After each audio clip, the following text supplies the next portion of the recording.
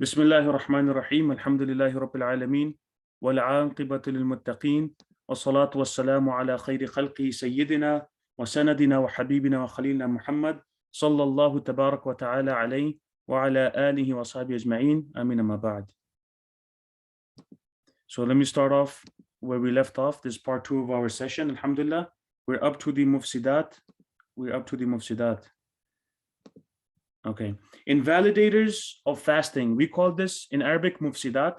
Mufsidat are those actions that would break our fast. Now, just a general principle, the dhabita, a rule that we should understand, is that anything that reaches our stomach, right, and it reaches our brain through the normal passageways, which are the mouth, which are the nose and the anus, then that will break the fast. Now, regarding the invalidators, those things that break our fast, there are two types of them.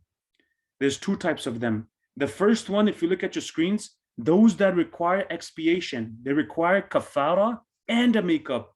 And it's very important for us to know those actions that they will break our fast, but we'll have to make up the fast after the month of Ramadan, as well as give kafara. Kafara means expiation. And I touched upon this a little bit yesterday. But over here, right under, I put what is kafara? What is this expiation that we have to do? The first option is to free a slave, because we don't have this option available anymore. So we go to the second option. If not possible, if we can do the first one, then we go to fast 60 days consecutively, continuously, without any break in between. 60 days continuously. This will be the kafara expiation. For certain fast, for certain things we do, it's not just makeup. Makeup is one thing. We have to make up that fast, but with that, we have to do an expiation. And let's say, genuinely speaking, if a person cannot do the 60 days of consecutive fasting for kafara because of his health, right, or because of a proper excuse, let's say he's extremely weak and he cannot do it, and the doctors have given him this excuse that he will not be able to do it, or he becomes sick like that, then he can go to the third option. The third option is that he feeds 60 poor people 2 meals. Okay, so 2 meals a day. So a meal is probably like $10. So he feeds 60 poor people 2 meals, around $7 to $10, for 60 poor people. Or he can do the opposite. He can do the other way also. Feed one person 2 meals for 60 days. Both are fine. Again, he can give 60 poor people 2 meals, or he can give one poor person 2 meals for 60 days. And he has another option of giving 2.2 kg of wheat to 60 poor people, or it's equivalent in money. So the equivalent will be usually the amount of sadaqatul fitr, which is right now $8. According to the Sharia board of New York, I think it was $8 the last time I checked. So it's around $8. So he has an option of doing this. But the third option you go to when you cannot do the second option. But the second option is when to fast 60 days consecutively. So if a person, there's certain actions, and I'll get to that in the next slide. When a person does so, his fast will break. On top of that, he'll have to do makeup, he'll have to do qada, and he'll have to do expiation for it. And the second type of fasting, if you look at the bottom of the screen, those that require only makeup. So there's certain actions that will break your fast, but you just have to do qada of it. You don't have to do kafara for it, right? I'm gonna get to that as well, inshallah. Now, a question comes to, some people might ask, what happens if you break one day between the 60 days consecutively, right? So you, as let's say a person intentionally breaks his fast in the month of Ramadan. He's fasting, he just gives up. He's like, you know what? I don't want to fast anymore. So he grabs a cheeseburger and then he eats it. After doing that, now he has intentionally broken his fast. He has to make up for that fast out of Ramadan, and he has to, or she has to, do kafara for that. Kafara, so he will or she will have to fast 60 days continuously without a break in between. If there is a break in between, guess what? They have to start all over again, because this is a penalty for him. This is a penalty for him or her. Now, question might come, and someone asked yesterday as well, what happens if it's the makruh days of fasting? right? If it's makruh days of fasting, well, then you'll have to repeat again, because you cannot bring, you cannot have, it has to be continuously. There cannot be a gap in between. So you will have to plan in such a way that you are able to do 60 days of fasting, 2 months, or 60 days of fasting, 2 months of fasting, without any break in between. This is for kafara. I'm speaking about kafara, expiation for certain actions that that breaks your fast. You'll have to do a makeup that will be separate, and then you do expiation for it. But as for sisters that are on their haiz, they're on their menstruation cycle, then if that happens, then they can continue after their haiz, the menstruation cycle, they can continue right after that. So they won't have to repeat. So let's say they fasted, for example, 20 days straight as kafara, and then they have their menstruating cycle that comes in between for, let's say, another 8 days. Then after those 8 days are complete, they will continue on with their kafara fasting. They won't have to repeat. So that's the only leniency that's given during haiz. So that's regarding kafara. Now the question is, what actions necessitates kafara and makeup? What type of actions?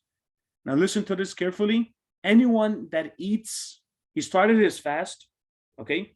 He made the intention of fasting, and he started his fast, and he eats or drinks or has sexual intercourse in either of the two passage, the front or the back, even though the back is prohibited, but he still they still have sexual intercourse, and then intentionally, on purpose.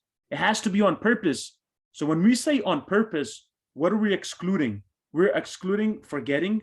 We are excluding unintentional, by mistake, right? By mistake or forgetting. So we're excluding that. If a person does it on purpose, then that will necessitate a kafara, expiation. And the expiation, I already discussed it, what it was, 60 days of fasting, and a makeup. Again, person who eats or drinks or has sexual intercourse on purpose, intentionally, then that person, as a penalty for him for breaking his fast, not only does he have to make up for that fast, he has to do kafara, he has to do the penalty as well. And the penalty is to fast for 60 days straight, consecutively, without breaking a fast in between. And the details I mentioned before. Now that's for that. Now there's some rules here we should understand. I didn't put it over here. Just listen carefully. This kafara will only happen if a person makes intention before Fajr. The fuqaha have written, if the person makes intention after Fajr, because of Ramadan, let's say a person went to sleep at night, he woke up in the morning 9 a.m. He still has till midday to make intention, as long as he doesn't eat anything, right? He still has intention to make, and we discussed that yesterday. Now, if that's the case, if he made intention after Fajr, right, before the midday, then let's say that day he intentionally breaks his fast, he won't have to give kafara. So kafara, another key component of doing kafara, or kafara becoming necessary on a person who intentionally, voluntarily breaks his fast, is when he makes the intention at night, which is the usual case for all of us. Because when we wake up for sihri, automatically our intention is made at night. Automatically, that's what the fuqaha have considered. So again, if a person wakes up or makes the intention at night, then this kafara will apply. But if the intention is done after Fajr, he woke up after Fajr, and then he's like, oh, he still makes the intention of fasting, then let's say he intentionally does this, breaks his fast, or has sexual intercourse, drinks water, or consumes anything, then his fast will break, but kafara will not be necessary. Why? Because the intention was not made at night. So the intention must be made at night meaning before Fajr. And again, the usual case with us is us making intention at night, because when we eat sihri, when we wake up late night and eat food, and just generally intentions in the heart, we know why we're eating, because it's for tomorrow fasting anyway. So that counts as a intention at night. Okay, so that's that. And again, it has to be on purpose. So make sure when we are fasting, we don't make up or we don't break our fast on purpose without a valid excuse. If there's a valid excuse, such as a haid comes, or such as a person becomes extremely sick, or there's he's forced. It's not on purpose. Instead, let's say he's sleeping. Someone is sleeping, right? And then their little siblings, they play a prank on him, and they take water and put it in his mouth, and he drinks it. Now that's not on purpose. That person's fast will break, but he will not have to give kafara. He will have to do only makeup for that. So kafara is only given when a person eats or drinks something of nutritional value, right? And he does it on purpose, or he has sexual intercourse, and that's done on purpose. This will necessitate expiation, kafara, plus qada. Okay, so that's regarding kafara.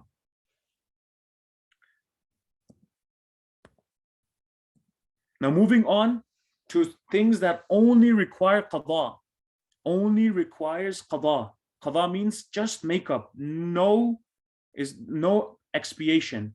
Now, general principle for this is if a person breaks his fast accidentally, if a person by accident, what does that mean? That means you know you're fasting, but you ate, you drank, right? Or you, in other cases we'll mention over here, you broke your fast by accident.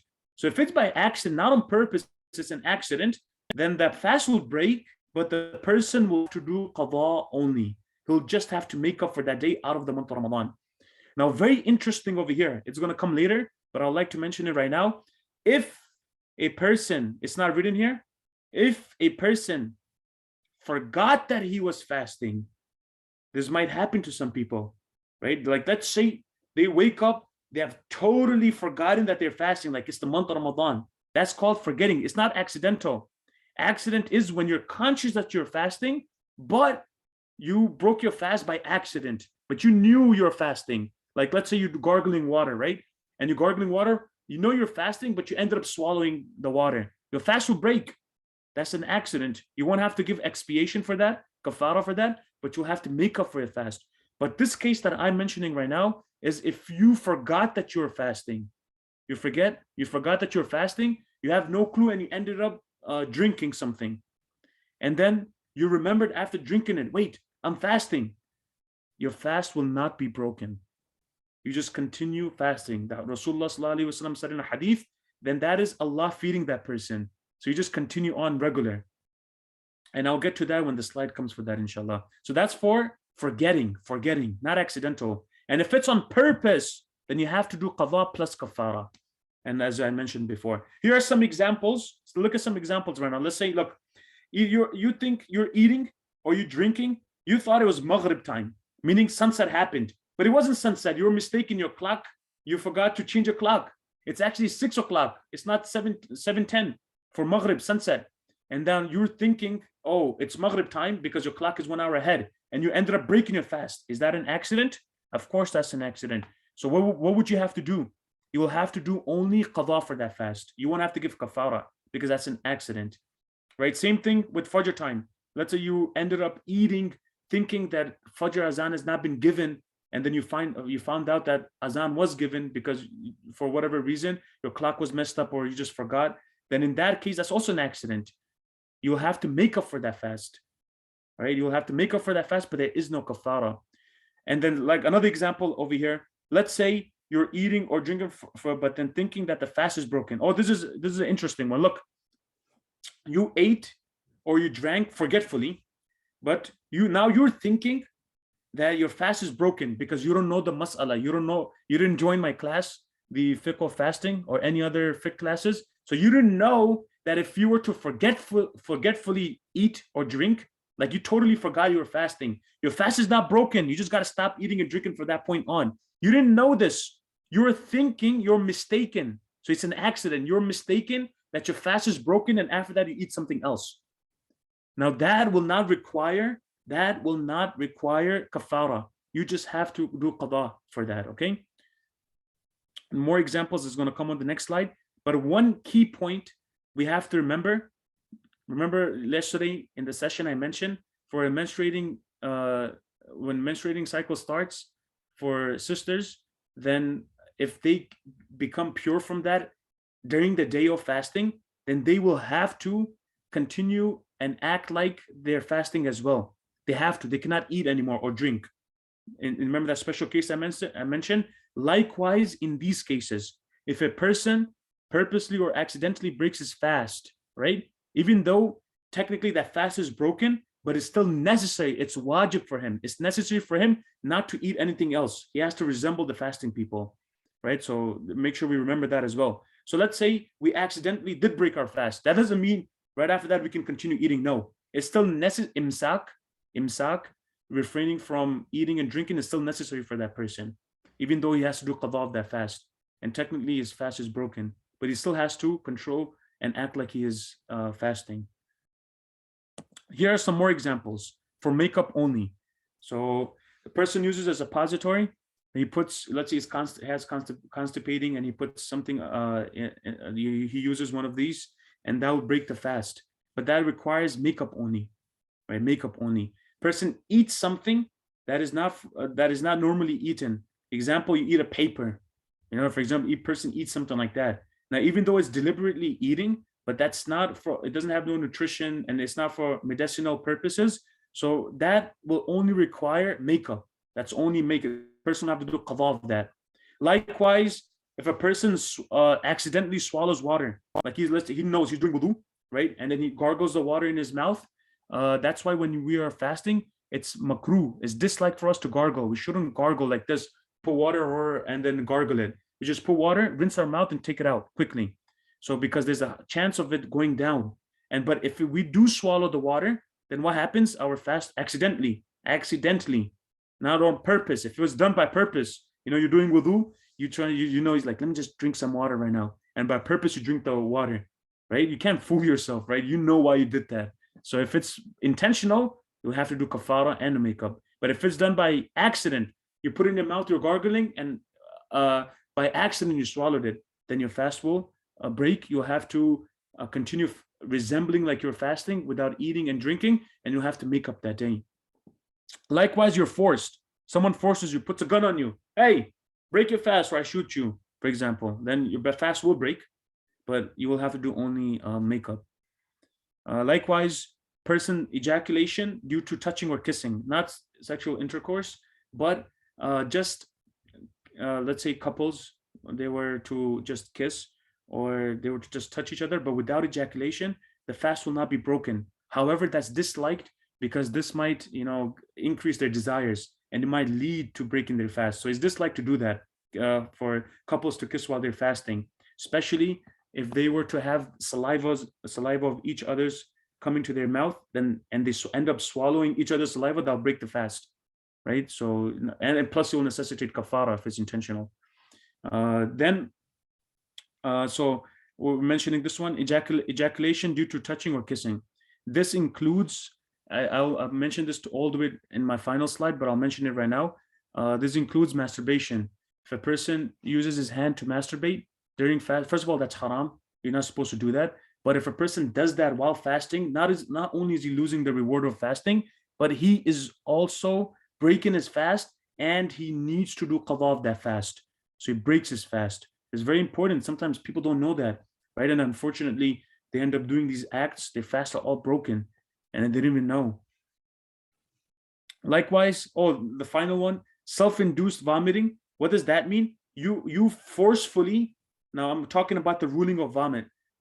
Question is, does vomit break your fast? The answer to that is, if you forcefully vomit, no one does that, but if you forcefully vomit and it's mouthful or more, if it's mouthful or more, then that will break your fast and you have to do qada. If you forcefully make yourself vomit, but it's less than mouthful, it's less than that, it's a little bit, that will not break your fast, okay, if it's less. And if you were to vomit without forcing it, it just comes out naturally. It doesn't matter if it's less or a lot, it would not break your fast. If vomit is done unintentional, right? It's not done, you're not forcing it. It's done naturally. If you vomit naturally, because let's just say you're sick or it just comes out, even if it's a lot, it will not break your fast.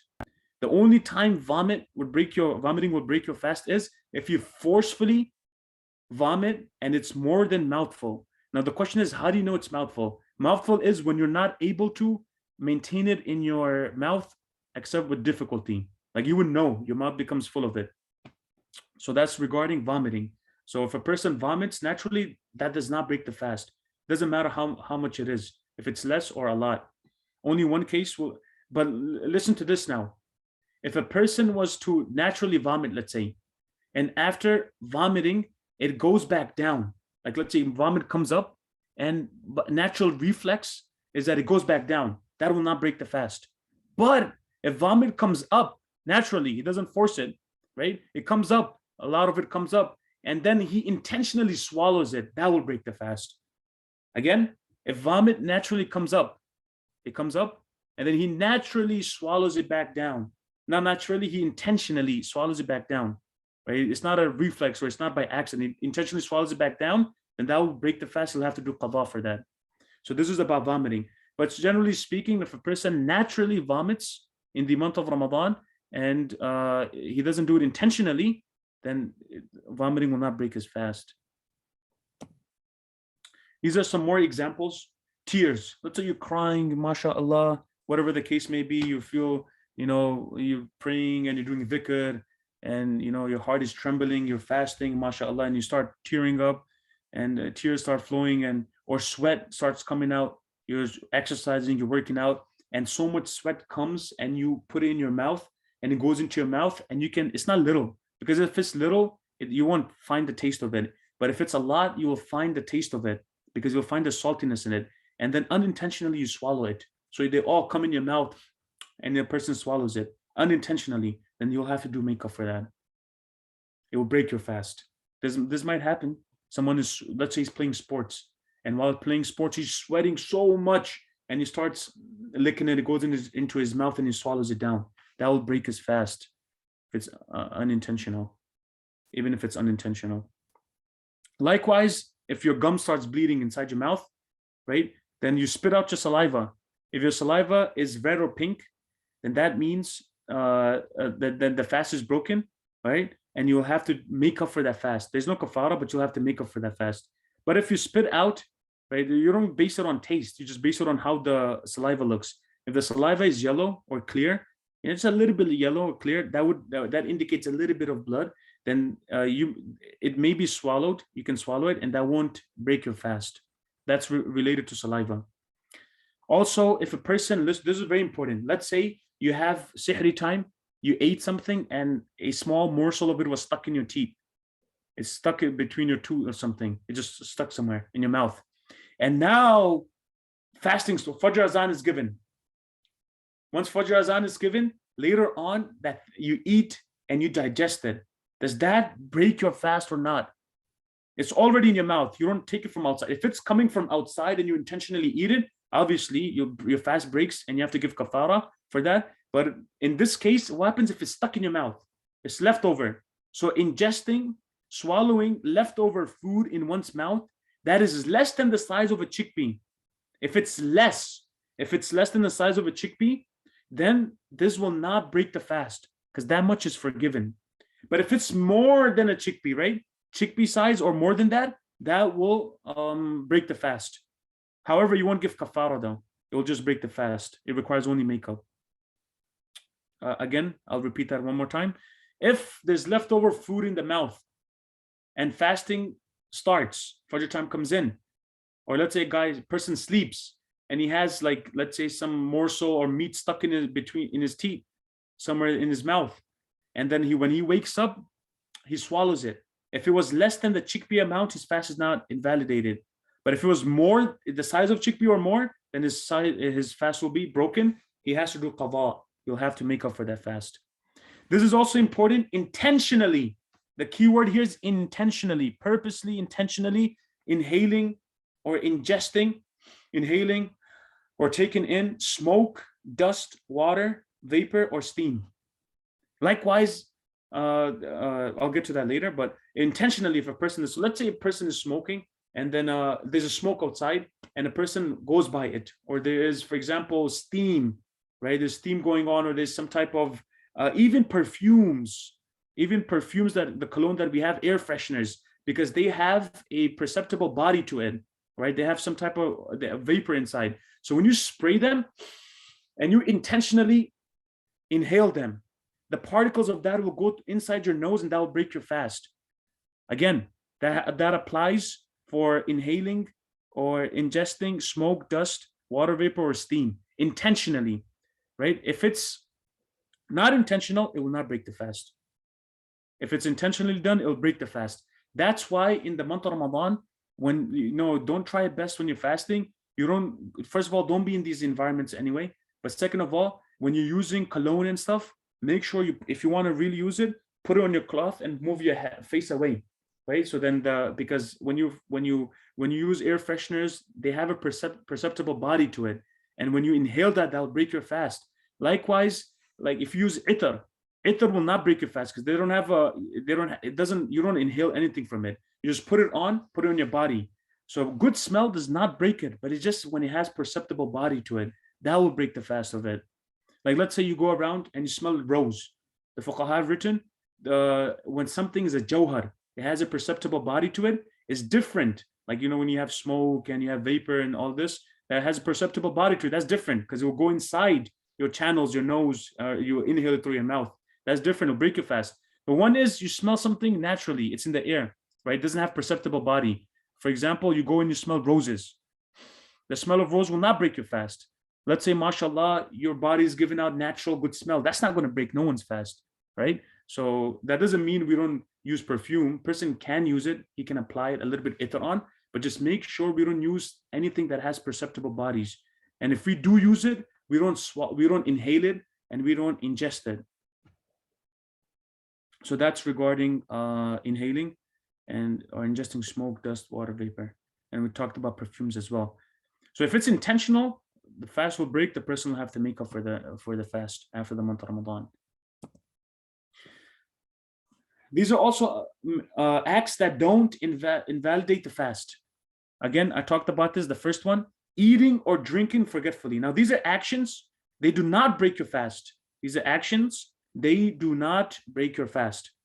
Eating or drinking forgetfully. I told you before, is the hadith of Rasulullah sallallahu alaihi wasallam. Forgetfully is when you have no clue, you totally forget that you're fasting, not that you remember. So this happened. I also personally have experience with this, that one time I really forgot, and I did drink a good cup of coffee. After finishing it on, then I remembered. Actually, this was maybe last year. I don't think it was in the month of Ramadan. It was out of the month of Ramadan. I just continued fasting because it was forgetfully. And one more thing that just came to my mind, alhamdulillah, thinking about this. One more thing regarding kafara. Kafara, listen to this carefully. I forgot to mention this before. Kafara is only for the month of Ramadan. I think I mentioned this yesterday as well. Expiation is only in the month of Ramadan. That's it. Not for makeups of Ramadan, not for nafil fasts. So if a person does nafil fast and he ends up intentionally breaking it, there's no kafara. He just has to make up for it. Okay? So kafara is only for the month of Ramadan. Now, these stuff, if you're swallowing your own saliva, let's say you gather up saliva and you swallow it, that won't break your fast. When you wash your mouth, after that, there's a little bit of wetness that remains in your mouth, that won't break your fast. Like for example, let's say you have mucus that comes up and then you sniff it back in and goes down your throat. That won't break your fast. Sorry about that. Inhaling smoke or dust unintentionally, that won't break your fast as well. Injection, it doesn't break your fast. Blood transfusion doesn't break. Kidney dialysis, this does not break your fast, right? These they do not break your fast. Unless anything is injected to the stomach, because then you're entering particles inside you're entering it inside your stomach. But if it's done regular injections and all of this, even blood extraction, right? You go for blood tests, you extract your blood. These will not break your fast. So these are actions that do not break your fast. Likewise, you do cupping in the month of Ramadan. However, it's better not to do these actions in the month of Ramadan, like cupping, removing blood, blood test, blood extraction, any form of blood extraction, tooth extraction. But the tooth extraction is with the condition that the water or the blood or anything is not swallowed, because if that happens, your fast will break. But this is very hard to avoid when you go to dentist, right? So don't make your appointments in the month of Ramadan. Do it after. Schedule your appointments after the month of Ramadan. And likewise, going for blood test, and taking injections and all of this, it's not preferred to do it in the month of Ramadan if it makes you weak, because it will make us weak. It will hurt us, it will make us weak. It's better not to do it in the month of Ramadan. However, if a person does so, right, like he does a blood test or he does cupping, then it will not break his fast. Oxygen, inhaling oxygen, because oxygen is natural, that does not break your fast. Miswak or toothbrush. If you use a toothbrush, here comes the famous question. Can I use toothpaste?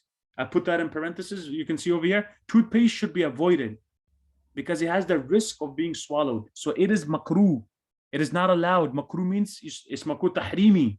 You're taking a chance of breaking your fast. You can brush your teeth. You can use a miswak. You can use a toothbrush, but you can't use toothpaste, because tasting food and not swallowing it and using toothpaste because you have the taste of it in your mouth, in your tongue, and you don't swallow it, you quickly spit it out, has a high possibility of breaking your fast. So you're playing with your fast, and that's makruh tahrimi. Fiqh have written that's makruh tahrimi. It's sinful to do that. You're not supposed to do that. So, but you can use miswak and you can use toothbrush. But however, you have to be careful you don't eat the miswak. You know, when you are using miswak, you don't eat the particles down. Likewise, a person, this is just an example, but usually when people do swim, they end up swallowing water. That happens to me all the time. Whenever I swim, you end up swallowing something. So swimming or submerging body in water without swallowing water, this will not break your fast. But if you end up swallowing water, it will break your fast. Likewise, tasting food, provided not swallowed.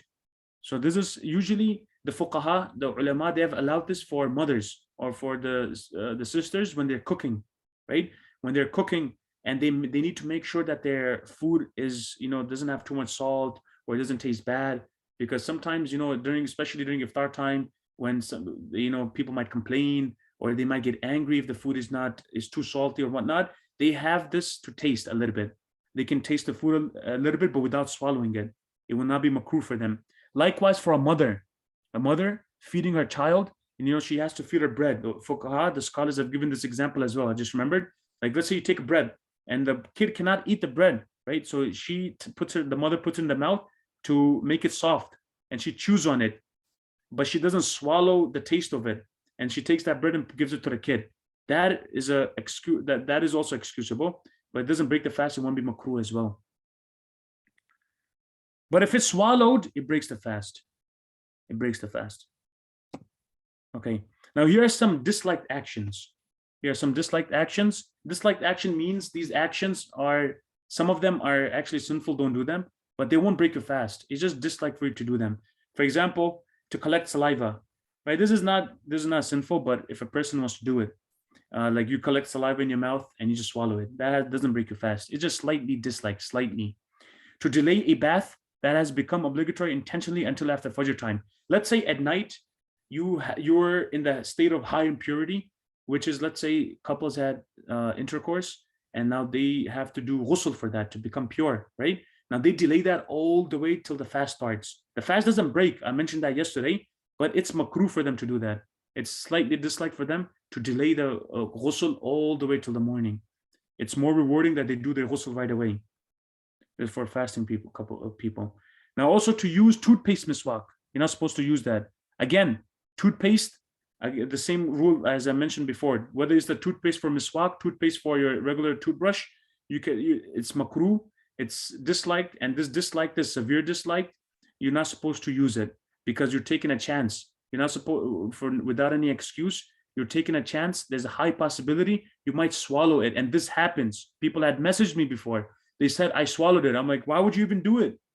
Your fast has broken. Why would you even do it? So that's why it's disliked. Then you have complaining out of hunger and thirst, right? I mean, when you grow up, you don't do that. But as kids, you're 14, 15, you're complaining, Mommy, I'm hungry. And just keep, this is so hard. On and on. This makruh is disliked. Likewise, gargling or putting water in your nostrils too much, you're not supposed to do that in the month of Ramadan, right? So you don't follow that. Out of the month of Ramadan, yes, you gargle, but in the month of Ramadan, you don't. Likewise, to fight, to argue, to curse. I mentioned this before. This removes the thawab from your fast. This will remove all the thawab from your fast. so it's sinful as well. To backbite, tell a lie, swear, and do sinful acts when one is fasting, this will all be sinful. It won't break the fast, but it's sinful, so you won't get the reward for the fast. So these are all the disliked actions. Now here are just a few things. I already answered this, but these are some frequently asked questions. Going to the dentist, because some people have been asked this multiple of times, but you should not go to a dentist in the month of Ramadan. Schedule your appointment after the month of Ramadan. However, if a person does go, it will be allowed, provided that the water or the blood or any liquid does not go down the throat. Because if it does, then that would break the fast. But that's very hard, So I've never been to the dentist, so I don't know how it is. But it's better not to go to the dentist in the month of Ramadan. Likewise, masturbation, yes, it does, and it requires a makeup. Another question is asthma pump. Now, this will also, because it has a perceptible body, you inhale it, and it makes a person break the fast, and a person will have to do a makeup. Now, listen to this carefully. If a person cannot fast throughout the year and the rest of his life without using the asthma pump, because he can't, there's some this is a disease for him, and the doctors have told him, then that person can give fidya. He'll give fidya in exchange of fasting, because he's not able to fast. It's like a person who has a sickness that is permanent, right? So he will never be able to fast. And how do we know that? Either the doctor, upright Muslim doctor, tells him, who knows the rules of fasting, right? He just doesn't tell him out of precaution, but just really tells him, like, it's gonna harm you if you to do that, or you can't fast. Then they'll have to give fidya. Fidya was the amount I mentioned yesterday. It was around, some people say 1.6 grams of wheat, but the best is to take 2.2. And it's usually, the amount is the sadaqatul fitr amount.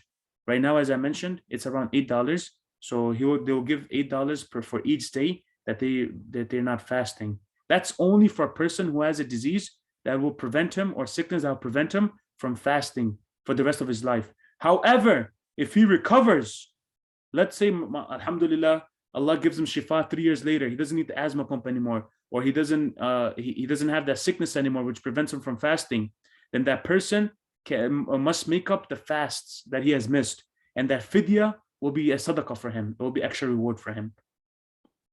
And here's where I end. If there are any questions, you can ask me your questions right now. Let me check the chat. I'll start answering.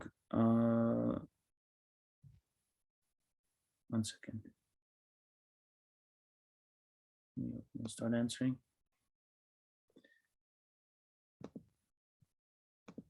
If you're not comfortable speaking, you can message your answers, your questions as well. I'll start answering them as well. I forgot to make such as all the answer that was at the beginning. I think. What if the question is, what if the dude has to do mad days of kafara? What type of question is that? I know. Another good point is this. There's only one kafara per Ramadan. Everyone understood that? There's only one kafara per Ramadan. So for example, if a person was to, let's say, deliberately, intentionally break his fast once and does that again twice, he does 3 times. But for the entire month, he'll have to give one kafara only. So if he intentionally breaks multiple days, he just needs to do kafara for 1 day? Yeah, 1 day kafara, but obviously the qada will be there. But he'll do separate qada for that day, but there'll be, kafara is only once. So one kafara for per Ramadan. Got it. Okay, and you know what's even more interesting? Okay, let me start recording, then I'll mention this, because some people might not. Let me start recording this. Where is it?